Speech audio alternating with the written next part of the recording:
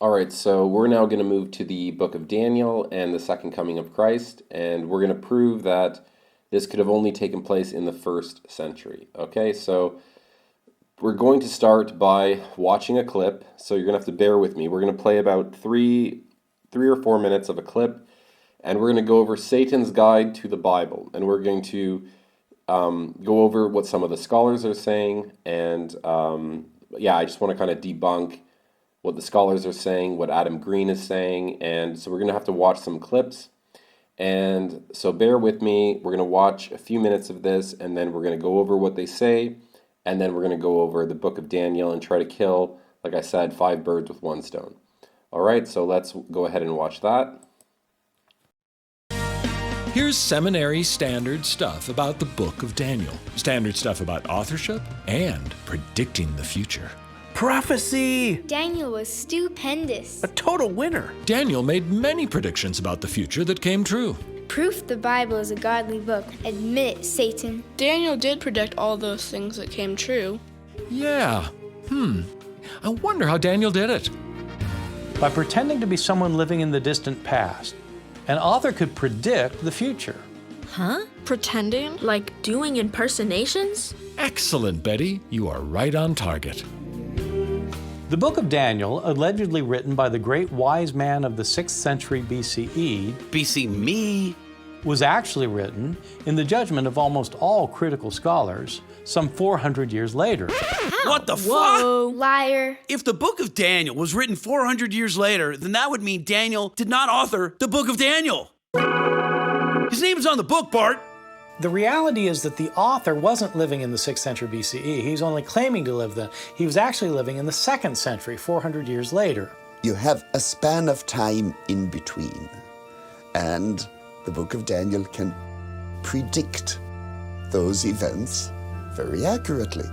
No wonder Daniel could predict the rise of the Persians and the Greeks. The author of these prophecies lived after they had taken place. After?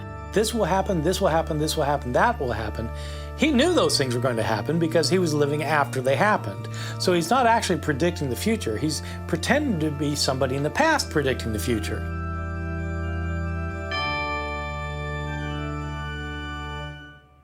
It's prophecy after the fact. That seems kind of wrong. Why pretend like that? It's all a big setup. Who's the mark? The reader. Your reader reads it and realizes you've been right all along. Everything you've predicted, in fact, has happened. So that then, if you go on to predict what's going to happen very soon, it seems like that's also going to happen because everything else you said has happened. If the predictions are known to have been accurate down to the present, then they are likely to be reliable for the future too. All the after-the-fact prophecies build the reader's confidence in the very last prophecy. What was the last prophecy? That an enemy king, Antiochus Epiphanes, would die in Israel. Did he? Where did he die? Was it in Israel? Nope, not in Israel. And then the real prediction wasn't actually fulfilled. A failed prophecy in my book? In fact, the concluding prophecy of the death of the king was not fulfilled. That's not right-minded reading, Johnny. Right-minded readers read rightly. Just because the very last prophecy did not happen only means that it will eventually happen. And will eventually be seen to have spoken truly. Daniel will eventually be seen to have spoken truly. It could still happen. All right, so you could see, okay, so this is what we're dealing with, and you can see that this guy's tactic is he's not relying on his own research. He's relying on the research from these Bible scholars, which is a lot what Adam Green does. They're very similar in this approach. And what you're going to notice is, for instance, when he was talking about the prophecy of Antiochus Epiphanes dying in Israel, this is what he showed. What do you notice about what he's showing? He's not showing you the whole verse. So these guys are actually talking about a prophecy that doesn't exist in the Bible. And that's why he's not showing you the whole verse. Now, I had to go dig up the verse he's showing, and he's saying that this verse, he's pointing at this verse saying that the Bible is saying Antiochus Epiphanes will die in Israel. So I'm just going to read that chapter that he's pointing at, and you tell me if it has anything to do with Antiochus dying in Israel. And when he has taken away the multitude, his heart shall be lifted up, and he shall cast down many 10,000s, but he shall not be strengthened by it. For the king of the north shall return and shall set forth a multitude greater than the former, and shall certainly come after certain years with a great army and with much riches. So he's pointing at a verse saying it's about, Antiochus dying in Israel, and it actually has absolutely nothing to do with Antiochus dying in Israel. There's no that I would like to see the Bible verse that actually claims that. And now what's happening is YouTube is pushing this video. It's getting, hundreds of thousands of views, and now everyone's going to think that what these guys are saying is true. And this reminds me reminds me of a quote from Mark Twain, that a lie can travel halfway around the world while the truth is putting on its shoes. So this is going to now go viral, but truth will always come out, right? So while these guys are lying and everyone is pointing at these scholars and pointing at the books they're selling and the expensive university courses that just destroy your lives and put you in everlasting debt, none of the stuff they're teaching is actually true. That's not what the Bible's saying. So these guys actually they're just not reading the prophecies correct, and they're not interpreting the prophecies correctly. So let's go through what they're saying, and let's take a look at the Daniel timeline. So Daniel would have lived in here, okay? He would have, right here is where he was taken into captivity in 605 BC by Nebuchadnezzar, and he went into the Babylonian kingdom, all right? And he lived until the Medo-Persian Empire, okay? And so Daniel would have written here, somewhere in the 6th century BC. But what these scholars are saying is, well, no, Daniel didn't predict this stuff. He's writing after the fact. So he would have written, now they have to say 200 BC to 167 BC, because we have fragments, and we know the Septuagint Bible existed during this time. So it's really because of the manuscripts that we have, the fragments that we have, that this is as far back as they can push it, okay? They can just say, oh, well, it must have been written here. All right, well, that still gives me 270 years of history to prove Daniel was a prophet. So let's make my job a little harder. I'm going to give them 550 years. Let's say Daniel wrote in 50 BC. All right, so that gives me 120 years. So I'm going to go through what little I can of the book of Daniel to prove how frightening and how accurate Daniel was as a prophet. If I can prove to you all of this, everything Daniel said happened here with perfect frightening precision, what that means is Daniel is probably also a prophet who predicted the rest. If I could prove this, then it means that Daniel was a prophet. So even by their own admission, they're all going to have to admit Daniel was a prophet. So I like Daniel, them saying, oh, well, he must have written in 200 BC or 167 BC. As we're going to see, Adam Green is going to do that. So let's look at Bart Ehrman. And I actually like listening to Bart Ehrman talk. I think he's more or less a smart guy. But he was a Christian, and now he has an agenda now to destroy Christianity. He's very angry at it. But for me, he's just a man who just doesn't understand the Bible, right? So he's a great Greek scholar. Don't get me wrong. He knows Greek. He's an excellent debater. I have a lot of respect for him, but he doesn't know what he's talking about. So let's quote him. The reality is the author wasn't living in the 6th century BCE. He was only claiming to have lived then. He was actually living in the 2nd century, 400 years later. Very important, okay? So he then goes to say, no wonder Daniel could predict the rise of the Persians and the Greeks. Notice how he doesn't mention the Romans, because that's what we're going to use to prove Daniel is a prophet. The author of these prophecies lived after they had already taken place. Okay, after they had taken place. Okay, so then he goes, this will happen, that will happen. He knew those things were going to happen because he was living after they happened. So he's not actually predicting the future. He's pretending to be somebody from the past predicting the future. All right, I like that. I'll take that. I'm actually really happy with that because I'm now going to prove Daniel was a prophet. All right, so now John Collins from Yale University Divinity School. You have a span of time in between, and the book of Daniel can predict those events very accurately, because why? He says it's prophecy after the fact. Now, it seems very odd why a text would focus on events on the 2nd century BCE and then skip the next 2,000 years of history. So most critical scholars figure the book was written after the last event that was accurately predicted. All right. So now we're going to watch one more clip. It's a shorter one. It's with Adam Green. It's a mixture of both, actually. It's going to start with Satan's Guide, and then we're going to quote Adam Green and David Scarbina. All right, so we're going to go ahead and play that, and then we'll comment on it. Now, it seems very odd why a text should focus on events in the 2nd century BC and then skip the next 2,000 years of history. So most critical scholars figure the book was actually written after the last event that was accurately predicted. Somebody impersonated the ancient celebrity Daniel. And it wasn't Daniel. I should write 2nd Daniel.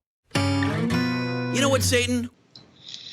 Yeah, I don't know when Daniel was written offhand. Was that must have been? It's a forgery. It's like 167. I want to say something like that. BC is where they dated at. Okay, so that would have been early years of the Roman Republic. Mm-hmm. So yeah, that could have been targeted at Rome explicitly. So yeah. Mm-hmm. Yeah. Even if it wasn't when it was written, shortly thereafter, it was definitely interpreted to be Rome. Yeah. Yep. The Roman Republic would have been early years of the Roman Republic. Mm-hmm. So yeah. All right, so let's quote what these guys said. All right, so David Scarbina says, I don't know when Daniel was written offhand. Was that must have been, okay, he doesn't know. All right, so what he's doing is he's fishing at Adam for the answer. Now, Adam is obviously better versed on the Bible and history than David Scarbina with the PhD writing books on the Bible, and that's a red flag. A guy who doesn't know when Daniel was written, doesn't know basic history, probably shouldn't be writing books on the Bible. All right, I don't believe his PhD's in history. There's no way. All right, so Adam then says, it's a forgery. It's like 167, I want to say, something like that, BC is where they dated at. And again, he's probably going off Bart Ehrman and John Collins, right? Adam is like the guy from that Satan video where Adam will say something and he's trusting the scholars who are writing this down, all right? Not what the Bible's saying, or it's what the scholars are dating it at, okay? All right, so David says, okay, so that would have been the early years of the Roman Republic. All right, and Adam agrees.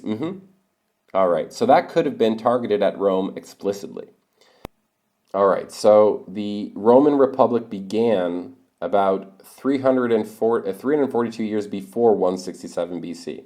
The Republic ended 140 years after 167 BC. So this is where David Scarbina and Adam Green are agreeing that these are the early years of the Republic, and that's why it could have been explicitly targeted at Rome, because when they're saying, Daniel, is this the beginning of the Republic? See, Augustus, he's going to start the Roman Empire. He's going to become imperator. He's going to become the first emperor, which means chief citizen of Rome. And that's going to happen in 27 BC. And the last king of Rome was Tarquin, and he was overthrown, and the Republic was started in 509 BC. All right, so David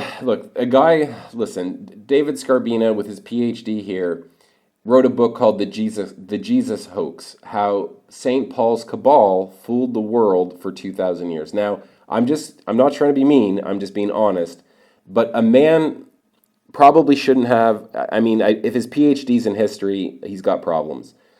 But a guy shouldn't be writing a book on Christianity or Rome if he doesn't know basic Roman history and if he doesn't know when the book of Daniel was written. And I don't know why Adam Green didn't correct him and say, well, no, hang on, that's not when the Roman Republic, that's not the early years of the Roman Republic. So this guy probably shouldn't just be writing. If I were you, I wouldn't take too much of what this guy says seriously if he just can't get basic history correct, all right? So anyways, we're going to now go through everything these guys said. And look, I love going against guys with PhDs that love putting their PhDs out. You know, they like to hide, like It's like their shield. For me, all PhD means is piled high and deep. All right? When you don't have a PhD and you're going against someone who does have a PhD, you see, everything's on the line for them. I have nothing to lose. If a guy with a PhD beats me in a debate, all right, that's fine. He's got a doctorate in it. He devoted his academic life to this topic. But if he goes against someone like me, it's kind of like how Jesus chose like fishermen to be his apostles. Jesus is choosing a zealot, a terrorist. He's choosing a tax collector. He's choosing average guys to go against masters, guys who've been apparently studying the Torah and the law their whole lives. And these humble fishermen are now going to annihilate these so-called PhDs, right? So I love going against guys with PhDs because if I win, if they beat me, they don't win anything. If I beat them, their whole degree, like they have to defend their degree, the university that gave them the degree. They just have so much to lose. Their books, all that stuff. So for me, my advice to you is don't ever be scared to go against guys that are piled high and deep. All right, because that's usually what they're shoveling. All right, so the Jewish Gnostic straw man, again, this is what these guys are attacking. They're not attacking what the Bible actually says. They're going off what the mainstream teaches. So I don't care what the mainstream teaches. That's not hard to debunk this, right? There's a reason why why Christianity is like a failing religion in the modern world. It's because it's not what the Bible actually says. I care about what the Bible says, not what these guys are attacking, which is the straw man. So I'm going to use what the Bible says to destroy the straw man that they're attacking and thus destroying their argument. All right, so let's go to the book of Daniel. And if you haven't watched, I have some other videos. I can link them in the description. I'm not going to go over the dream of Nebuchadnezzar and all that. I have videos on that. But pretty much with the dream of Nebuchadnezzar, the head of gold represents Babylon. The folded silver arms is the Medo-Persian Empire. And the belly and thighs of copper or brass or bronze is the Greek Empire. And then the iron legs are the Roman Empire, is the Roman Empire. And I view the clay feet, as Jeremiah says, that the clay is the house of Israel. And the house of Israel has been scattered into the Gentiles, into the nations.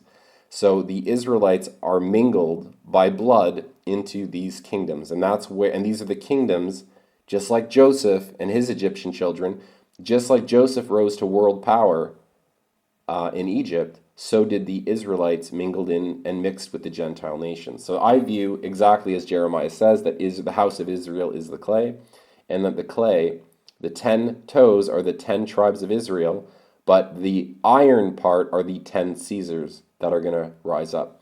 So because Adam Green and the scholars are saying that Daniel was written in 167 BC, I can't use these empires. I'm handicapped because of their argument, all right? I can only use the Roman Empire to prove the book of Daniel because I'm going to go with them. Let's agree, for argument's sake, that they're right and that Daniel's a forgery and it was written in 167 BC. Let's say it was written in 50 BC. I don't care. All right, so let's go with it. And let's understand, first and foremost, we're going to go to the end of the book. Let's begin at the end of Daniel. When does Daniel say that all his prophecies will be finished? When does Daniel say? So let's go to the end of Daniel, Daniel 12, verses 4 to 7, and let's read when Daniel says, all his prophecies shall be finished. But thou, O Daniel, shut up the words and seal the book, even to the time of the end. Many shall run to and fro, and knowledge shall be increased. Then I, Daniel, looked, and behold, there stood other two, the other on this side of the bank of the river, and the other on that side of the bank of the river. And one said to the man clothed in linen, which was upon the waters of the river, how long shall it be to the end of these wonders?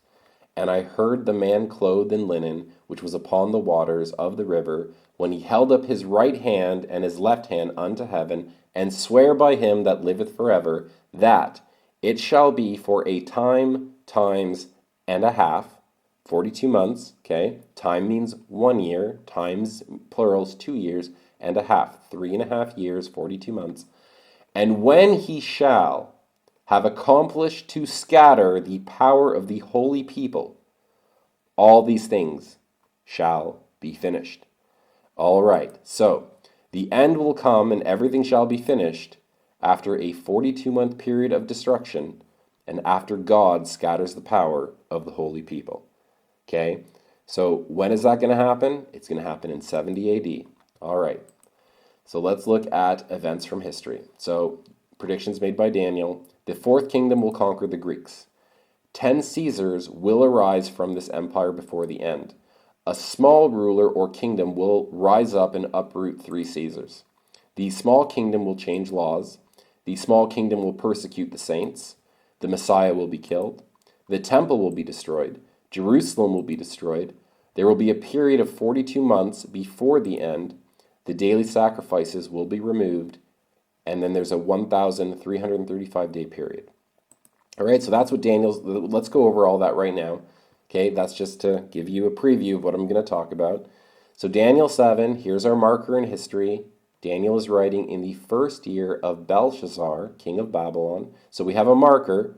We know from I talked about this in the Zephaniah video. We know from the tablet, the cylinder of Nabonidus, that the last king of Babylon wasn't Belshazzar, that Belshazzar was prince regent ruling in his father's place. So he was not the king of Babylon, but we now have records, Babylonian records, that this is a real regent. He's a real ruler of Babylon. So Daniel has a dream, and he sees the 4 winds of heaven striving over the Great Sea, the Mediterranean. And 4 beasts are going to come out, the first like a lion, representing Babylon, Nebuchadnezzar. The second like a bear, with 3 ribs in his mouth, representing Cyrus the Great and the 3 kingdoms he will take over, Lydia, Media, and Babylon. And then the next one, the third one, is a leopard with 4 heads, representing the Greeks and the Alexander the Great and the 4 Greek generals that will pretty much kill him and take his place. I'm not allowed to talk about that. I can only talk about the 4th beast that's coming. All right, and it was different from all the others, and it had 10 horns. Okay, and then a little horn is going to come. Now, a horn is either a king, it can also be a kingdom. It's not necessarily a king, it could also be a kingdom. The Bible has to tell you if it's a king. If it doesn't tell you, you have to figure out, well, is it a kingdom or is it a king?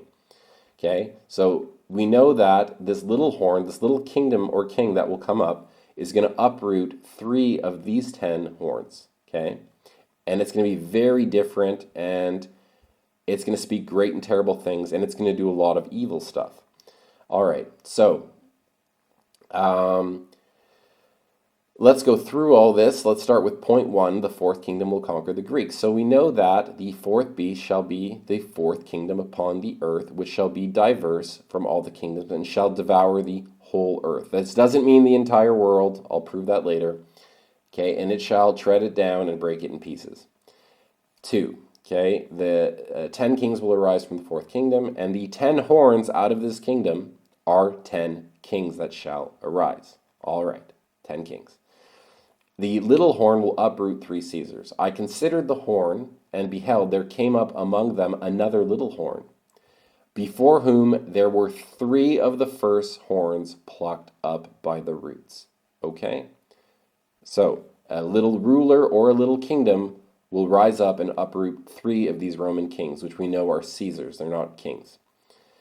The little kingdom will change laws. So whatever this little horn is, it's going to change laws, not laws like the Roman laws. It's going to change the laws of Moses. That's what it's referring to, the law. And it's also going to change seasons, times. Okay, it's like adding festivals and stuff. All right. So the little kingdom will persecute the saints. Now, Adam Green will tell you that the saints are the Jews. If it was the Jews, the Bible would say The Jews. It's not saying the Jews. It's the saints are going to be holy people. That's what it means. And the Jews are not going to be holy people. They're going to be the villains killing all the holy people. All right? So the same horn made war with the saints and prevailed against them. That's very important. Okay? They're going to wear out the saints of the Most High. So the godly people are going to lose. And they shall be given into the hands of this little horn, okay, until the 42-month period. When the 42-month period happens, okay, this little horn isn't going to be able to persecute the saints anymore. So the Messiah will be killed. Now we're in Daniel 9. So the Messiah shall be cut off. The Messiah be cut off, but not for himself. He's going to die for others. All right. The temple will be destroyed, okay? The prince that shall come shall destroy the sanctuary. All right. Point 8. Jerusalem will be destroyed. The prince that shall come shall destroy the city. All right. The daily sacrifices, okay? So 1,335 days from the removal of the daily sacrifices. All right, so we're going to talk about this in great detail and the 42-month period. So in Daniel 12, we have this... for all things to be finished, it's going to happen after this 42-month period, okay? And just like how the saints are going to be given into the hands of this little horn, this kingdom, they shall be given into his hands until the 42 months, okay? So we've got this 42-month period. So we have to go through history, and we have to try to figure this out. Are there markers from history? Can we prove any of this stuff? What's going on here? All right, so let's go through it all. Now, when will the prophecies be fulfilled? Remember, Daniel says, all of these things shall be finished when he shall have accomplished to scatter the power of the holy people after a 42-month period. All right, when does Jesus say? Jesus says, and when you shall see Jerusalem compassed with armies, then know that the desolation thereof is nigh, it's close. Then let them which are in Judea flee to the mountains, and let them which are in the midst of it depart out. And let not them that are in the countries enter thereinto. For these be the days of vengeance, that all things which are written may be fulfilled.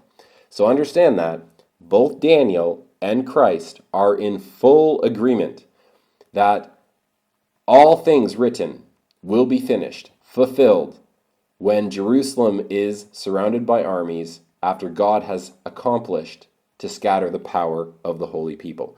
Now, that's 40 years after Jesus said this.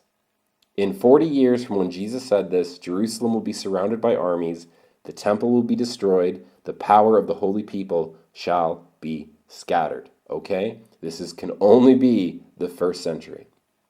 All right. So again, let's go over what we're talking about.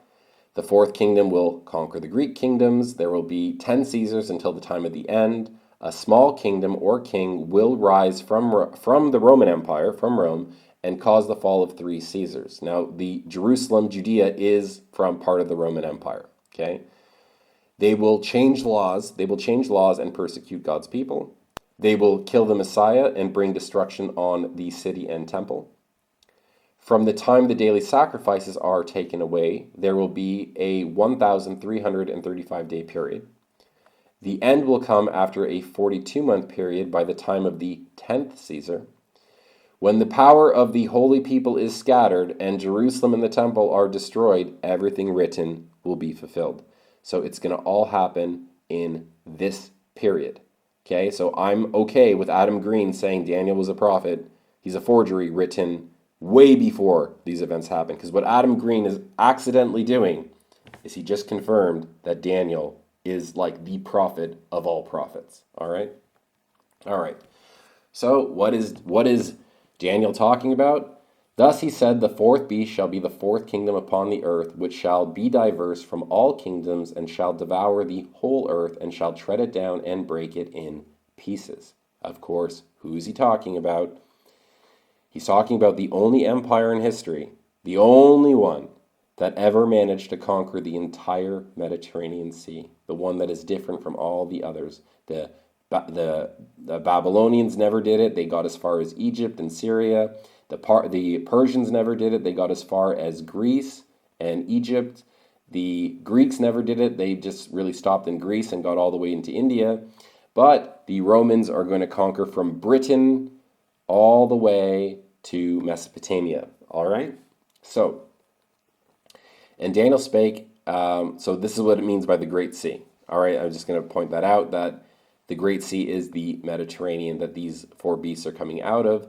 And I just want you guys to understand something, that when it says the earth, okay, it's not the world. Here's the king of Persia, for instance. Then King Darius wrote unto all people, nations, and languages that dwell in all the earth. Now, do you think that Darius is writing to people in China and the natives in Australia and South America? Is he writing to those people? Do you think Darius, the king of Persia, is writing to the Britons and the Greeks? He might be writing to the Greeks in Asia Minor. He's not writing to the Greeks in Athens. No. He's not writing to the Carthaginians. No. So when it says that he's writing to all the earth, it's not talking about the entire world. He's talking about his world, the oikoumeni, the known world to the Persians. Okay, that's what it means when it says all the earth or the whole earth. It's not talking about literally the entire world. All right. So, the 10 kings, 10 Caesars. Okay, so there's going to be, we have to find 10 horns that are 10 kings that shall arise. Can we think of any? Can we? Yes, we can. From Julius Caesar to the Caesar who destroys the temple and builds the Colosseum, the amphitheater of Vespasian, we have 10 people. We have exactly 10 Caesars from the first Caesar, okay, and to the 10th Caesar, who's going to destroy the Jews, scatter the holy people, surround Jerusalem, and destroy it. All right, we have our 10 kings. All right. Now, the little ruler or kingdom that will rise, okay, will rise and uproot 3 kings. That's what it says. All right. So here we have our little horn, and we have the 3 that are going to be uprooted. Can we think of a little horn, a little kingdom that's going to rise up, that's going to be more powerful and different than the others, and his actions are going to cause the fall of 3 Caesars? Well, yes. After Nero dies, this is when the Jewish revolt, so these 6 Caesars rose up naturally. But when Nero comes to power, he's going to, through his bad leadership and through, he's going to kind of start a civil war. And the kingdom of the Jews is going to rise up, and religious Jews are going to take over Judea and start a civil war, which is going to lead to the year of the 4 emperors. And in that year, 3 Caesars are going to die because of the Jewish revolt, okay, and the Jewish wars after the death of Nero. So the Jews' actions ended up causing revolutions across the Roman Empire, and 3 Caesars were killed in 1 year, which had never happened before in Roman history.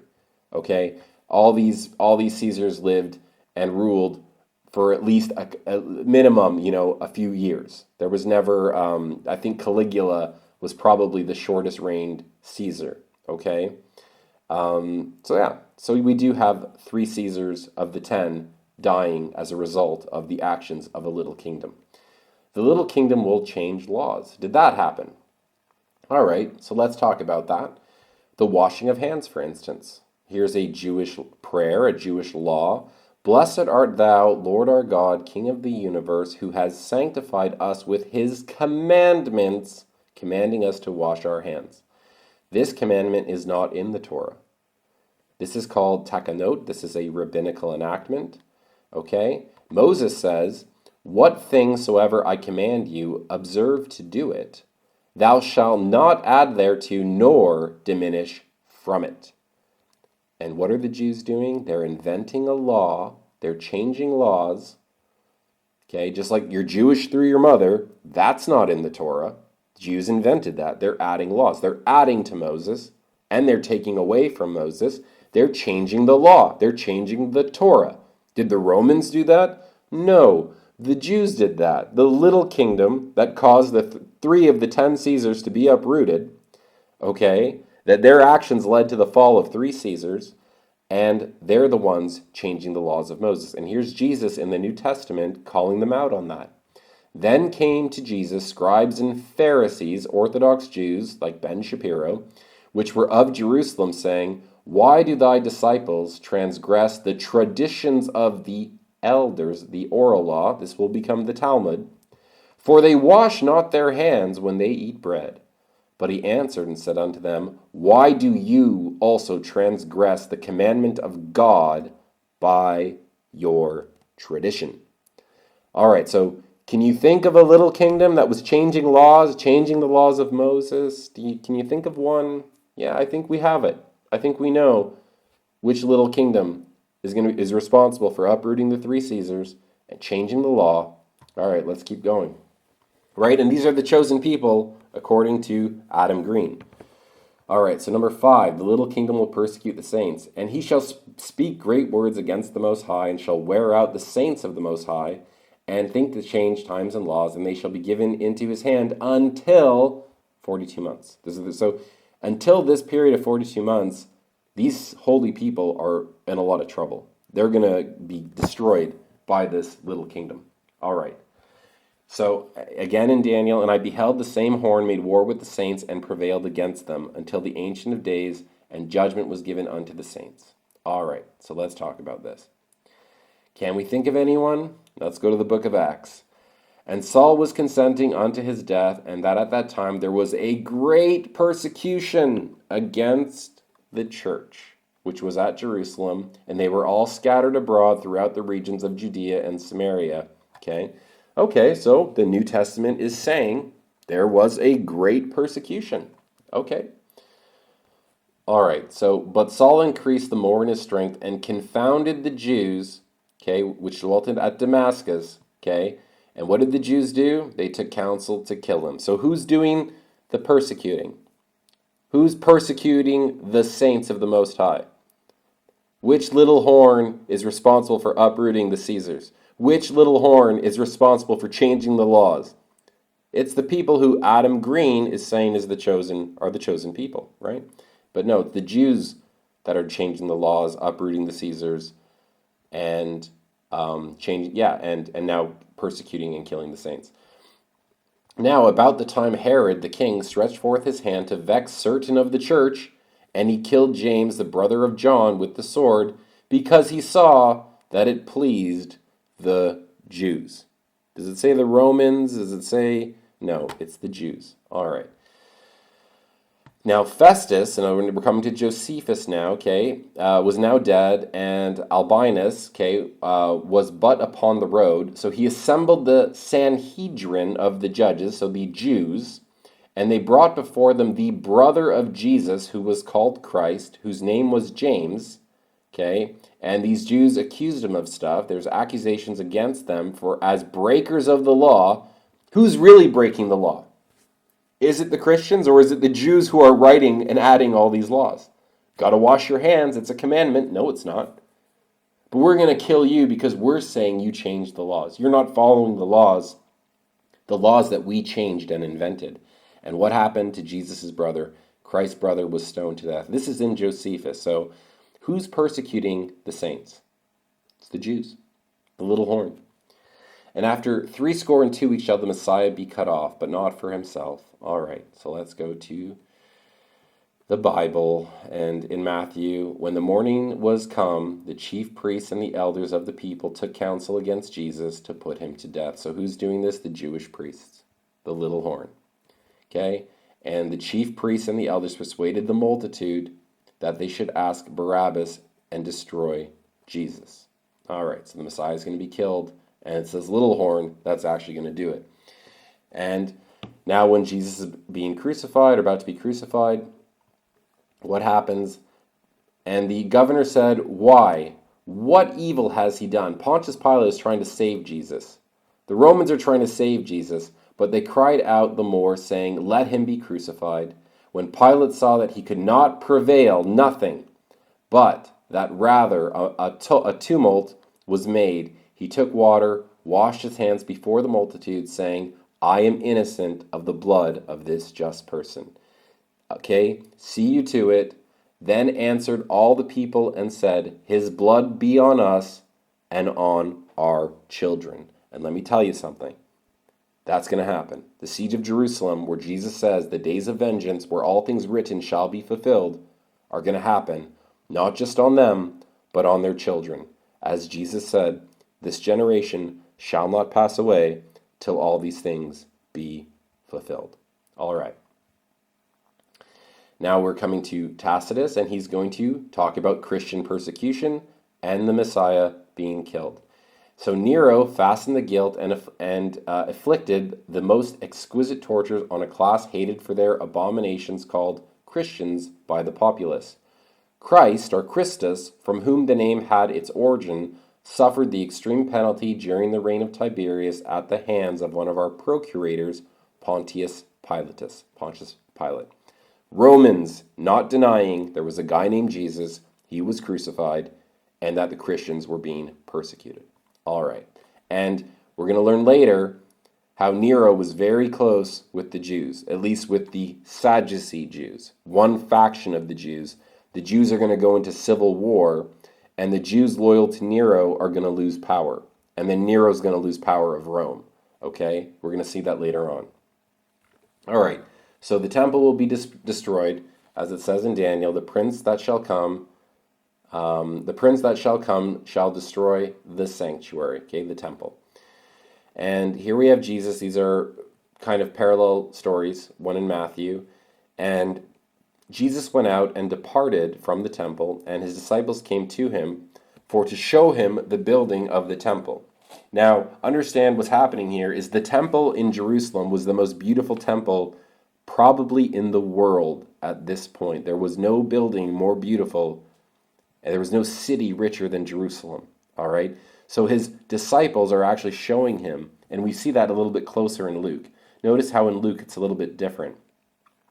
And as some spake of the temple, how it was like adorned with goodly stones and gifts, right? So they're showing you how amazing the temple is. Okay, and Jesus says, see you not all these things? Verily I say unto you, there shall not be left here one stone upon another that shall not be thrown down. Okay, and that's what's going to happen. The destruction of the temple, the destruction of the city. All right, that's what Daniel is saying. So if Daniel's writing this in 167, that's a pretty amazing prediction, right? All right, so let's go to, when does Josephus say? And it was the 10th day of the month of Laus, 70 AD, upon which it was formerly burnt by King Nebuchadnezzar. Okay, so what does it say? But as for that house, God had for certain long ago doomed it to fire. And now that fatal day was come according to the revolution of ages. And understand that the temple was destroyed twice, as Josephus is saying. And they were destroyed by Nebuchadnezzar, right, the king of Babylon, and Vespasian, and they were destroyed on the exact same day. Okay, that is unbelievable. Okay, so Jerusalem will be destroyed. And again, when you shall see Jerusalem compassed with armies, okay, all things written may be fulfilled. All right, so the prince that will come, he's going to destroy Jerusalem, the city. So not just the temple, but also the city. This is why Christ wept over Jerusalem. Okay, for the day shall come upon thee, that thine enemies shall cast a trench about thee, and compass thee round, and keep thee in on every side. That is not talking about 2,000 years. That's going to happen on the generation that said, let his blood be on us and on our children. This generation shall not pass away till all these things be fulfilled. Okay, this is all happening in the first century. Okay, now according to Josephus, if we read War of the Jews, what does Josephus say? That our city, Jerusalem, had arrived at a higher degree of felicity than any other city under the Roman government, and yet at last fell into the sorest of calamities again. All right, when we're going to go through eventually just how brutal the destruction of Jerusalem was and what happened to these Jews, how they went from being the most powerful, richest greatest people in the world to the worst, destroyed, impoverished, just wretched people in the world. And if history repeats, if you're Jewish, you should be paying attention. All right. So again, the destruction of Jerusalem, and thus was Jerusalem taken in the 2nd year of the reign of Vespasian, the 10th Caesar. 10 kings shall arise, okay, and on the 8th day of the Mount of Gorpius, okay? So this is what we're going to talk about when we get to the Gospel and the book of Revelation. Number 9, okay, the 1,335 days from the removal of the daily sacrifices. And from the time that the daily sacrifices shall be taken away, and the abomination that makes desolate set up, there shall be 1,290 days. But it says, blessed is he that waiteth and comes to the 1,335 days. But go thy way till the end be, for thou shalt rest and stand in thy lot at the end of days. Now think about this. John wrote his book in, during the time of Nero. I'll prove that. I'll prove that the book of Revelation was written under the reign of Nero. Okay? John says it in Revelation. So I will show you where John is telling you that he wrote Revelation during Nero's time. Okay? It's written right there in the book of Revelation. But understand what's being said here. Okay? So the daily sacrifices, we have to find when the daily sacrifices have been removed, and this is going to be now an abomination, something detestable is going to happen. That's what this word means. It's usually referenced to icons, to idols, but it doesn't necessarily mean idols. Idols are just something God seems to detest and hate a lot in the Bible, but it just means something is going to anger God, and then it's going to bring destruction. And it has to do with the daily sacrifices being taken away. All right. So the daily sacrifice being taken away in Matthew 24, Jesus says, Therefore, when you shall see the abomination of desolation spoken of by Daniel the prophet, stand in the holy place, whoso readeth, let him understand. So we go to Daniel, and Daniel says that the abomination is connected to the daily sacrifices being taken away. And then we have to count this many days and figure out, why would anyone be blessed if they survived to this point? Why? So let's take a look. Now, in Daniel, the Greeks, there is a Greek removal of the daily sacrifice. We're not looking at this one. I'm just posting this up here in case someone wants to bring up that there's this daily sacrifice. You can clearly see that this is 2,300 days. Then the sanctuary will be cleansed. We're not looking for the cleansing of the sanctuary. We're not looking at the Greek story. We're focusing on the Roman story where the temple will be destroyed and everything will be made desolate. That is not, these are opposite stories. This is from the Hanukkah story. Okay, so don't get these confused. That's why I put that there. So in Josephus, what do we learn about the daily sacrifices? Okay. So I'm just going to read this part here. This was the true beginning of our war with the Romans, for they rejected the sacrifice of Caesar. All right. So what happened was the Jews decided they're going to betray the Romans. So those that principally excited the people to go to war made an assault upon a certain fortress called Masada. They took it by treachery and slew all the Romans inside. They butchered all the Romans. They killed all the Romans in the city. I think they even killed the women and the children. It was a slaughter, okay? And then they stopped doing the daily sacrifices to Caesar, and this started the war. And they received no gifts and sacrifice from any foreigner. And this alone breaks the laws of Moses. Let's talk about that, okay? So what's written in Josephus, what Josephus tells us happened was, for their bringing so great a war upon the country, after which they confuted their pretense as unjustifiable, and told them that their forefathers had ordained their temple in great part with donations bestowed on them by foreigners, okay, and had always received what had been presented to them from foreign nations. And that they had been so far from rejecting any person's sacrifice which would be the highest instance of impiety. Okay? While they would not allow any foreigner, but Jews only, either to sacrifice or to worship therein.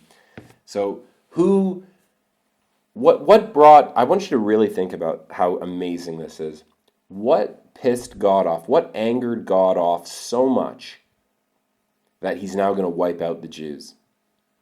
When the Jews restricted foreigners from worshiping him. I want you to think of how amazing that is. You've got guys like Adam Green saying the Jewish God, the Jewish God, the Jewish God. That's not what history is recording. History is saying that when the Jews said, it is our God, that's when God destroyed them. I'm not your God. I'm the God of the universe, is what God is saying. Okay? I'm the God of Adam. I'm the God of the Aryans. I'm the God of all these nations, all these people. Foreigners have always sacrificed at the temple in Jerusalem. Okay? And we read that in the laws of Moses. And if a stranger sojourn with you, or whosoever be among you in your generations, and will offer an offering made by fire of a sweet savor unto the Lord, as you do, so he shall do. One ordinance shall be for both, for you of the congregation, and also for the foreigner, the stranger that sojourneth with you.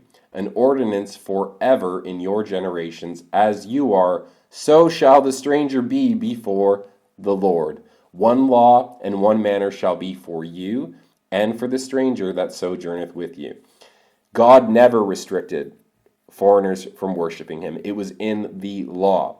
And the moment the Jews said only Jews can worship God, God has now marked them for this is the abomination that makes desolate. It is when the Gentiles were prohibited from worshiping God. Really think about that. Just like how we learned who are the chosen people? The Egyptian sons of Joseph. All right. Gentiles, foreigners. Okay. So let's take a look now. Now the next day, we have to establish when were the daily sacrifices taken away. So we know that the next day, after the daily sacrifices were taken away, was the festival of Xylophoria, or Xylophori. It's called Tu B'Av. Tu B'Av. And the reason it's called Tu B'Av is because it happens in the month of Av. So here we've got our calendar, 66 AD all the way to 70 AD. And we know from Josephus that at the end of July, okay, about this time in Av, the daily sacrifices stopped. This is when the war started. So what we have to do is look at this time, all right, and now we're going to have to count. So let's count, all right, and how do we know where to count to? Josephus tells us. Okay, so we're gonna count. Sorry, Daniel tells us that we have to count 44 and a half months. All right, 1,335 days. Okay, so about 3.5 months. And what happens when we count and we come to this point here? We know that from Josephus that on the 15th day of the siege, which was the 7th day of the month of Artemis or Artemisius. So we know that in April, okay, so if on the 15th day of the siege, which was the 7th day of April, so we know that we have to count back about 15 days to the start of the siege of Jerusalem. Now guess what happens when we count, and I'm going to use a calculator. I punched in the end of July, so anywhere between here is going to be the Tu B'Av, okay, this festival that Josephus is talking about. And somewhere in here is going to be, now look what happens, 1,334 days. Okay, I was off by 1 day, but in the ancient world, I'll be honest with you, to go 2 weeks this way, 2 weeks that way, it's not just because of how ancient history is not like today. Being 1 day off is amazing. So what is he talking about here? Why would people be blessed if they survived 1,335 days from the time the daily sacrifices were taken away? Because this is when the siege of Jerusalem started. Okay? That's what's being talked about here. So the Jews who are persecuting the Christians, now what's happening is they're being destroyed. And by the time you get to this mark, the Jews are now, Judea is completely destroyed, and the Jews are now rats in a cage trapped in Jerusalem, and they can no longer persecute the Christians that have been hiding in the wilderness. All right? So that's why when you go to Revelation, okay, now look at this. Revelation, we're going to talk about this later, but now there's a 5-month period of torment. They should be tormented 5 months, and their torment shall be as the torment of scorpions when he strikes a man. In those days, shall men seek death and shall not find it, and shall desire to die, and death shall flee from them. 5 months, 5-month siege of Jerusalem. So we have our 1,335 days from the time the daily sacrifices are taken away to the time the siege starts. And then when we get to Revelation, we're going to talk about this 5-month period of torment that's going to happen inside the city. All right, we're going to see all of this happened with absolute precision. Okay. All right, so this 42-month period before the end. All right, so we went through this. So all things shall be finished after this 42-month period, and after God has accomplished to scatter the power of the holy people. All right, so, and again, it has to do with persecuting the saints until this 42-month period is over. Okay, so now what do we know? Now, we're going to talk about this in depth, okay, so that we know that it was, that the daily sacrifices stopped in Tu B'Av, okay? It was probably here at the end of July in the middle of the month of Av. So right here is probably when the daily sacrifices stop. And some really amazing stuff happens in here, which we're going to cover later. But we know that the Romans go to war in the month of March. Okay, this is the god of the Roman, this is the god of war in Rome.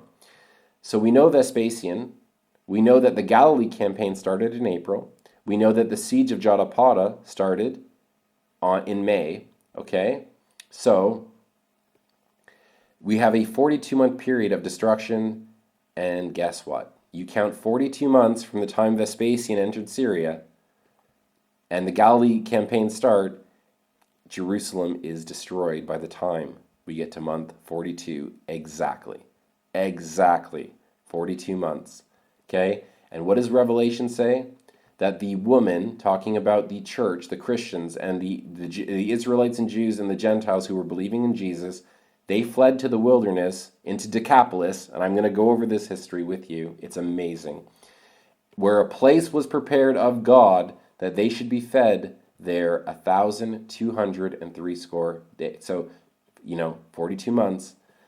So all the Christians at this point, when they saw the daily sacrifices were removed in this period, they ran to Decapolis. They ran literally into the wilderness and into the mountains, into Syria, where there was literally a place prepared to them by other Christians, while Vespasian came in, killed all the Jews, and when you get to this point, the Christians were now safe from the Jews. The Jews can no longer kill and persecute the Christians. That's why whoever made it to this period was blessed, because the persecution was now over and their persecutors, the Jews, were now about to be destroyed. So here is our 42-month period. All right, so let's just go over it again. The fourth kingdom will conquer the Greek kingdoms. There will be 10 Caesars until the time of the end. A small kingdom or king will rise from Rome and cause the fall of 3 Caesars. They will change laws and persecute God's people. They will kill the Messiah and bring destruction on the city and temple. From the time the daily sacrifices are taken away, there will be a 1,335-day period. The end will come after a 42-month period by the time of the 10th Caesar, when the power of the holy people is scattered and Jerusalem and the temple are destroyed. Everything written will be fulfilled. And it happened in this period. Perfect, absolute perfect precision. So for me, they want to say Daniel wrote in 200 BC, 167 BC. It doesn't change anything. That's them hoping that Daniel can't be a prophet. He's guessing all of this history. Well, you kind of shot yourself in the foot, because all the history that happened, everything else Daniel predicted, is perfect history with frightening precision. All right? So now, next, we're going to go through the Gospels. We're going to go into, this is where it's going to get really good. We're going to go into what Jesus said. We're going to look at the history and all the predictions made by Jesus, Matthew 24. And then we're going to go into the book of Revelation. And we're going to try to end really strong here. And anyways, I hope you guys liked that. I hope you guys learned something from that. I hope this gives you a new way to look at the Bible, and it encourages you to investigate this and look into this a lot more. All right? So I'm going to upload the rest very shortly. So thank you guys for watching, and I hope you guys are well.